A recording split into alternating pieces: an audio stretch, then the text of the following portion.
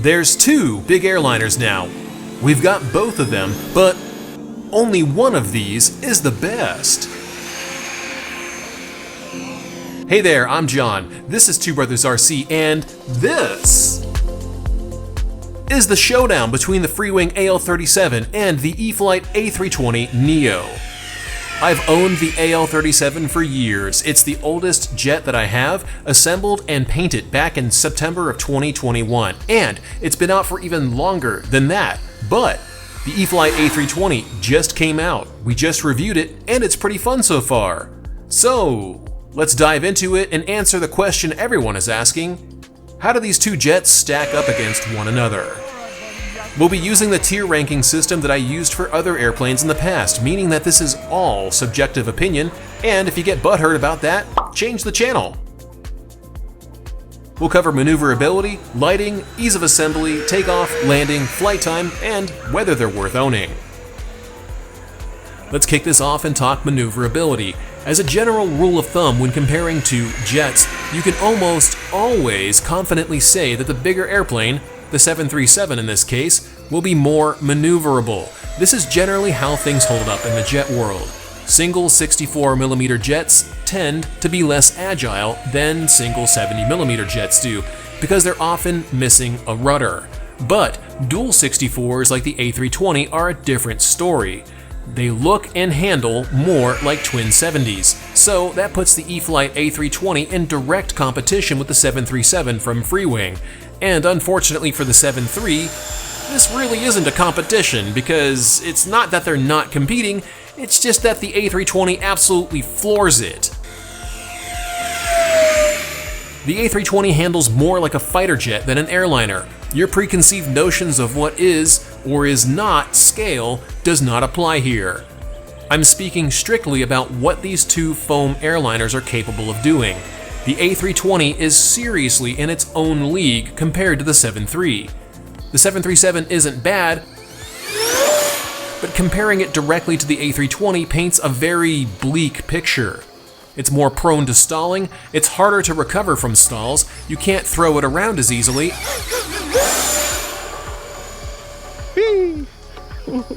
and it's very sluggish in both pitch and roll compared to the A320. Oh. Big whale, takes a lot of space to turn. Yes, the 7.3 does do some cool stuff. It'll do high alpha if you're really skilled.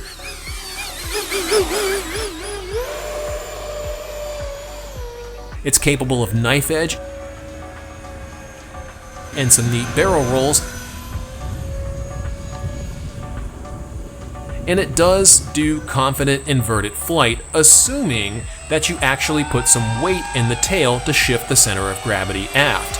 Unlike the Airbus, you have to put a bunch of weight in the very back of the jet to get it to handle anything but extremely nose heavy. Look at how rough my maiden landing was.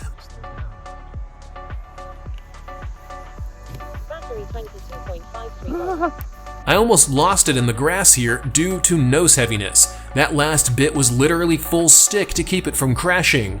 I remember this day very well because the adrenaline rush seared this memory into my brain.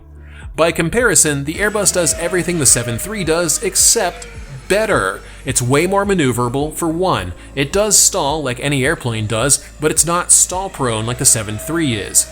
You can make tight turns without worrying about accelerated stalls. You can really throw it around too, and the roll rate with rudder mixed in is absolutely insane to watch. The A320 outclasses the 7.3 so much here that it's almost completely unfair to even compare them at all. That won't be the case for every tier, but it certainly is here, and the Airbus earns an S while the 737 earns a C. Our next tier is lighting. This one's important because this is one area where the A320 falls short in comparison to the 737. In fact, it's not really even a contest here either, kind of an inversion of what we just experienced. The A320 has lights, but they're very dim in comparison to the 7.3, which has lights and it's hard to avoid seeing them because they're so bright. In the evening, the 7.3 looks just like the damn full-scale jet coming into land, which is awesome. When you're flying it, sometimes I have to remember that this is not a wayward airliner coming in to land at our model runway, because it really does look the part while it's on the approach. Only when it gets closer does the illusion fade away, and you're unfortunately reminded that this is just a 6-foot-long foam tube with wings. The A320 in comparison is just kinda lacking. It's not bad, but it certainly should be at least as bright as the 7.3. The 737 earns an S, while the A320 earns a C.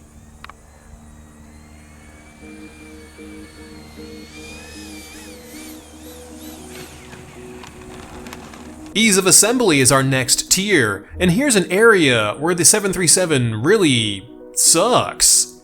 It takes an average of 5 minutes to put the jet together. My 2014 Chevrolet Impala can't fit it with the wings or the horizontal or vertical tail installed, so I have to assemble it completely at the field. Installing the tail takes a few minutes just by itself. Then installing the wings is an arduous process that I wouldn't wish on people who I think should stub a toe. Putting the wings on this thing sucks, full stop. Is it worth it? Yes, but just barely.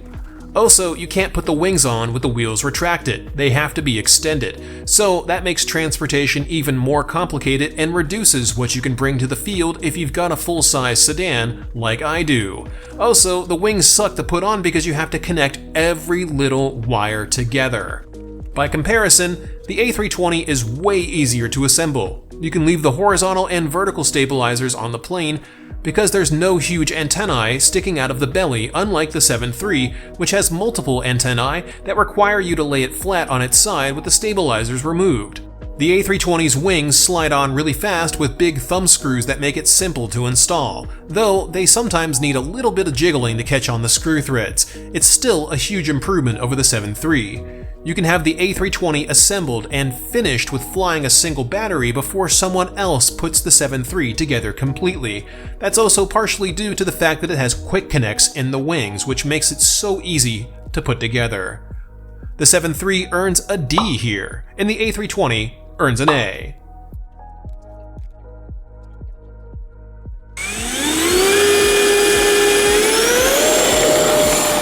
Takeoff is our next category.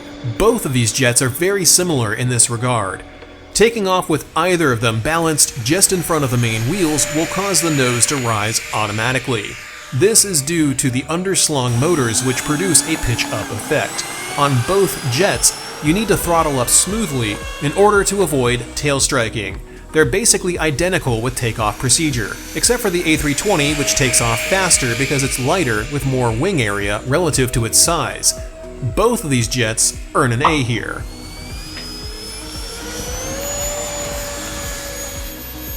Landing is where things become more obviously biased in favor of the A320. You'll see that there's two different sets of wheels being flown on the 737. The stock wheels are god-awful, oversized, Tonka toy-looking monstrosities made out of hard plastic-like material which have no tread and allow the jet to slide around on pavement. I did upgrade them for this video to Dubro low-bounce wheels, which added some weight, yes, but also, most importantly, made the jet stop sounding like crap on touchdown and also forced it to track better with wheel tread. The A320 doesn't have any of these problems, even with its tires being more similar to a road bike rather than an airliner, which is surprising considering hard wheels usually produce a noticeable ice skating effect on pavement. Both of these jets can be landed very predictably with power on the back side of the curve, meaning the back end of the stick, and a slight nose-high attitude to control the descent. Both of these jets will touch down very gently, though without the Dubro wheels, the 737 will sound awful and is very prone to bouncing. The A320 earns an S here, while the 737 earns a B. Flight time is our next section. Both of these jets have very comparable flight time.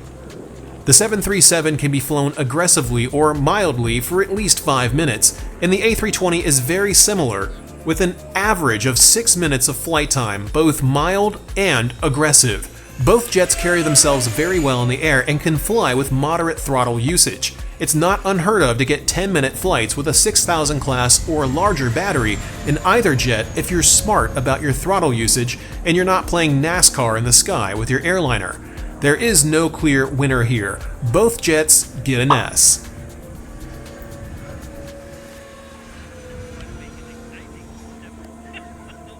Our final category is whether these two planes are worth owning. I wanted to mention this in the maneuverability section, but I'm gonna say it here. The A320 comes with very good servos out of the box. Horizon Hobby has made a concerted effort for the past few years to release model aircraft with better metal-geared servos. Sometimes they fail, but most times they don't. I used to replace Horizon servos before I would even fly any E-flite plane, but I don't see a point now with how fast and strong these servos are out of the box. By comparison, before flying the 737, I had to spend $100 on AGF RC B11 DLS servos to upgrade it, because the stock Freewing servos are both slow and imprecise, though they are strong. So that's another cost to consider if you want to get the plane up to the same specs as the A320 out of the box. Then add a 10-channel Spectrum receiver to it because you'll need to reverse the servos. And on top of that, it's definitely a bit of a project, but I love Boeing jets, so much so I wish someone would come out with a 727, which is my all-time favorite airliner ever. But is the 7.3 worth it? Yeah, it was a fun project to work on a full high school ago, 4 years. It flies like an airliner should, and it looks great doing it, but it just needs some upgrades to be more viable today. I'd go out and say that it's definitely a B-tier plane here. By comparison, the A320 is awesome. It comes with great servos, a very good power system, and it's incredibly agile. But it just needs brighter LEDs to outshine the 7.3. It's new, it's easy to assemble, and it's also very rigid, unlike the 7.3, which has quite a bit of wing flex. Whoa. Oh my. You see the wings flex? Which definitely looks kinda cool, but I'm positive is robbing it of some of its aerobatic potential somehow.